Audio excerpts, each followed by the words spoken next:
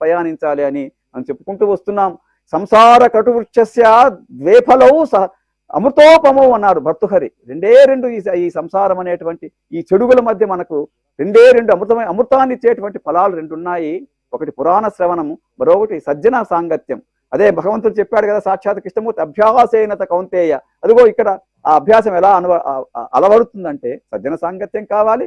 నిరంతరము మనస్సును కేంద్రీకరిస్తూ ఏకాగ్రత మీద మనము ఆ నైతిక నిబద్ధత మీద మనం కనుక ఉన్నట్టయితే సహజంగానే మార్పు వస్తుంది. మార్పు change is the permanence of nature అన్నాడు. మనమేం నిరుత్సాహపడి ఇంకా ఇదే వ్యవస్థ అనక్కర్లేదు. ఒక్కసారి సంకల్పించుకోవాలి కానీ, ఒక ఉదాత్త ఆశయం మొలకెత్తాలి కానీ మార్పు సహజంగానే వస్తుంది. సరే, ఆ విషయాన్ని అలా ఉంచితే ఇక్కడ మనం ఉన్నాం.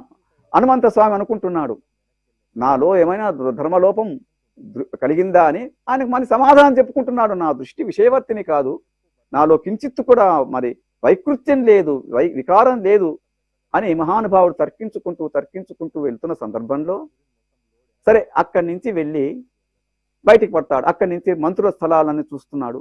ఆ మంత్రుల యొక్క ఇండ్లన్నీ శోధిస్తాడు. ఎక్కడైనా ఉండొచ్చు, దానవ ముఖ్యులైనటువంటి రాక్షస వీరుల యొక్క ఇండ్లలో కూడా ఎక్కడైనా ఉండొచ్చు.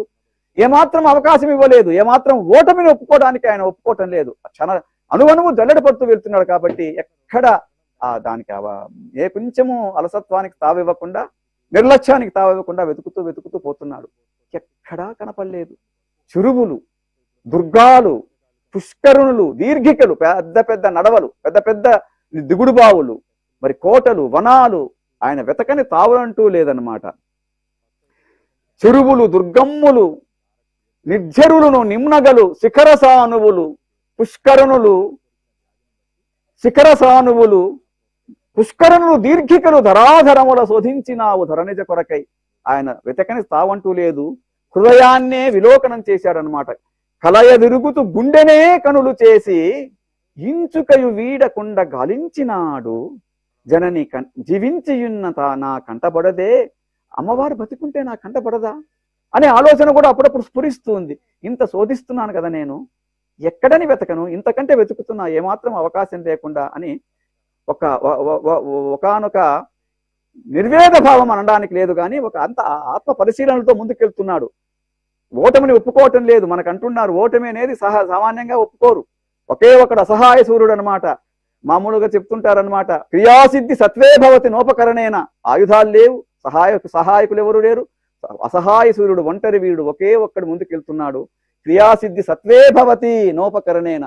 ఆ సంకల్పం గట్టిగా ఉంటే క్రియ సిద్ధిస్తుంది, అనుకున్న లక్ష్యం నెరవేరుతుంది అనే ఒక మహదాశయంతో ఒక పరిపూర్ణమైనటువంటి సమగ్రమైనటువంటి మనస్థితితో సమతోల శర్వుని సమత్వ స్థితి. ఆదిశంకర నిర్వాణ షట్కంలో చెప్తాడనమాట, నిర్వికల్పో నిరాకార రూపో.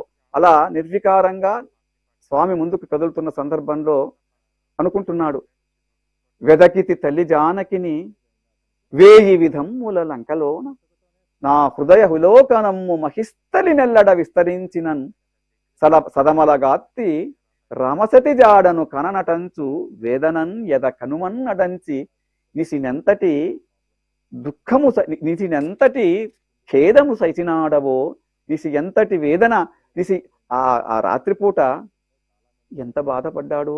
ఎక్కడ నేను హృదయ విలోకము నమ్మును మహిస్తరి నెల్లడా, గుండెనే కనులు చేశాను, గుండెనే కనులు చేసి కలయ తిరుగుతున్నాను. మామూలు చూడడం వేరే, మామూలుగా అంటుంటామన్నమాట.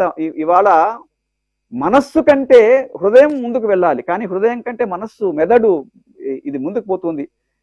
Modern man is allowing the brain to function more rapidly than the heart అని ఒక లోకోక్తి ఉంది ఆంగ్లంలో. కానీ హనుమంత స్వామి దానికి భిన్నంగా బాహ్యమైన చక్షువులు కళ్ళతో కాదు వెతుకుతున్నది, హృదయంతో, గుండెతో వెతుకుతున్నాడు. హృదయ విలోకనమ్ము మహిస్తరి నెల్లడ విస్తరించిన. నాకు ఎక్కడా కనపడటం లేదే, ఏమిటి దీనికి ఎక్కడ? మరేమో తానేమో అక్కడ సచివులకు ఆ సముద్ర బొడ్డున వాళ్ళకు ధైర్యం చెప్పొచ్చినాడు, వాళ్ళలో ఉత్సాహం నింపి వచ్చినాడు. అహం ద్రచ్చామి వైదేహిం, మీరు భయపడకండి అని చెప్పి వచ్చినాడు కదా. మరి అవన్నీ గుర్తుకొస్తున్నాయి స్వామికి. మరి వెనక్కి ఎలా వెళ్ళగలను నేను? ఈ అమ్మవారు లేడనే విషయం నేను వాళ్ళకి ఎలా చెప్పగలను అనే ఒక అంతర్మథనలో కొట్టుమిట్టుతాడు స్వామి. అంతరంగం చాలా ఆ అంతరంగంలోని అనుకంప, ఆ రసార్ద్రత, మనకు ఆ రసధ్వని అంటారు కదా, ఆ రసయోగం అంతా మనలో సిద్ధింపజేస్తున్నాడు మహానుభావుడు. అలా ఆర్తితో వెతుకుతున్న క్షణంలో ఆయనకు అప్పుడేమో నేను చెప్పొచ్చినాను, ఆ సచివులు సముద్రపు పొడ్డున సంపాతి ధైర్యం చెప్పిన తర్వాత సముద్రాన్ని దాటండి అంటే మొదట తన పాటికి తాను మౌనంగా ఉండిపోతాడు. జాంబవంతుడు వచ్చి ఆయన శాపం గురించి చెప్పి ఆయనలో నిద్రాణమైన శక్తి నేను మేల్కొల్పుతాడు. అప్పుడు విజృంభించి నేను లేచి చెప్పినప్పుడు మొట్టమొదటి మాట, అహం రక్ష్యామి వైదేహీం ప్రమధ్వద్వం ప్లవంగమాహ, మీరు సంతోషపడుదురు గాని నేను తప్పకుండా వెతికి తీరుతాను. లంకాం వాపి సముక్షిప్య గచ్చేయమితి మే మతి, లంకనే తీసుకురాగలిగినటువంటి శక్తి నాకుంది. మీరేమాత్రం దిగులు పడద్దండి, నిరుత్సాహపడద్దండి. ఎందుకు ఆ మాట అక్కడ చెప్పాల్సి వచ్చింది స్వామి? సముద్ర పొడ్డున సముద్ర లంఘనం ప్రారంభం కాకముందే వాళ్ళందరూ చాలా నిరుత్సాహంగా ఆత్మ త్యాగానికి పాల్పడే స్థితిలో ఉన్నారు. ఒకవేళ తన రాక కొంచెం కించిత్ ఆలస్యమైనప్పటికీ అక్కడ ఏం పరిస్థితి ఉంటుందో అదే ఉద్దేశంతో ధైర్యం చెప్పి వస్తాడనమాట. అంటే ఇవి ప్రగల్భాల కింద తీసుకోక్కర్లేదు. ఏమంటాడు? మారుతస్య సమో వేగే గరుడస్య సమో జవే, గరుడినంతటి శక్తితో గాలి అంత వేగంతో నేను వెళ్ళి రాగలను. మీరు అంటున్నారు శతయోజనాల సముద్రం అనేది, 100 యోజనాల సముద్రాన్ని అవతలకి లంఘించాలని. ఒకరొకరు 10 యోజనాలు పోగలము, 20 యోజనాలు పోగలము అంటుంటారు. అంగదుడేమో నేను వెళ్ళగలను, మరి తిరిగి రాలేను అని చెప్తూ తన శక్తి సామర్థ్యాలను వాళ్ళు బేరీజు వేసుకున్న సందర్భంలో ఒక్క 100 యోజనాలు ఏమిటి, ఒక్క ఆయుతం యోజనానాంతు గమిష్యామీతి మే మతి, ఇలాంటి యోజనాలు లెక్కలేనన్ని వేలకు వేల లక్షలాది యోజనాలైనా కూడా నేను దాటి రాగలను, మీరేం ధైర్యపడకండి, లంకనే పెళ్లగించి తీసుకురాగలను, అది నా ధైర్యము, అది నా ఆత్మవిశ్వాసం అని వాళ్లకు ధైర్యం చెప్పి హనుమంతుడు సముద్రాన్ని దంకించి అవతలికి త్రికూట పర్వతంలో దిగి తన రూపం మార్చుకొని చిన్ని పిల్లి ప్రమాణంలో ఆ రాత్రి వేళే అనుకూలమైన సమయం అనుకొని వెతుకుతున్నాడు. వెతుకుతున్న సందర్భంలో ఇన్ని ఆలోచనలు చుట్టుముడుతున్నాయి ఆయనలో. చుట్టుముడుతున్న